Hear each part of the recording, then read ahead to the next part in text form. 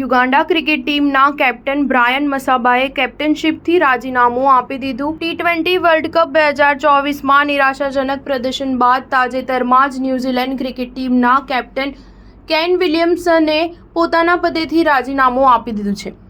અત્યારે ચાહકો આ મોટા આઘાતમાંથી ઉભરી પણ આવ્યા નથી કે એક અન્ય કેપ્ટને પોતાના પદેથી રાજીનામું આપી દીધું છે। આ કોઈ અન્ય નહીં પણ યુગાન્ડા ક્રિકેટ ટીમનો કેપ્ટન બ્રાયન મસાબા છે। 32 વર્ષીય મસાબાનું કહેવું છે કે તેણે આ મોટો નિર્ણય એકાએક લીધો નથી, પરંતુ તે લાંબા સમયથી આ મામલે વિચાર કરી રહ્યો હતો। ટી20 વર્લ્ડ કપ 2024માં ટીમના નિરાશાજનક પ્રદર્શન બાદ તેણે પોતાના પદેથી રાજીનામું આપતા કહ્યું, હું છેલ્લા ઘણા સમયથી આ મુદ્દે વિચાર કરી રહ્યો હતો।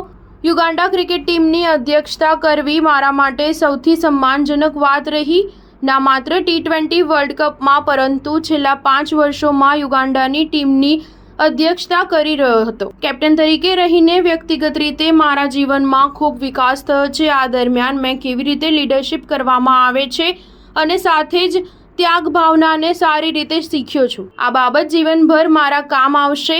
બ્રાયન મસાબાએ અત્યાર સુધી કુલ 63 ટી20 મેચમાં હાજરી આપી છે। આ દરમિયાન તેમને 27 ઇનિંગમાં 16.20ના સરેરાશથી 24 સફળતા મળી છે। બેટિંગ દરમિયાન તે આટલી જ મેચની 39 ઇનિંગમાં 16.88ની સરેરાશથી 439 રન બનાવવામાં સફળ થયો છે। તેનું વ્યક્તિગત સર્વશ્રેષ્ઠ બેટિંગ પ્રદર્શન 37 રનનું છે। સ્ટાર ન્યૂઝ 7 હંમેશા સચ્ચાઈની સાથે।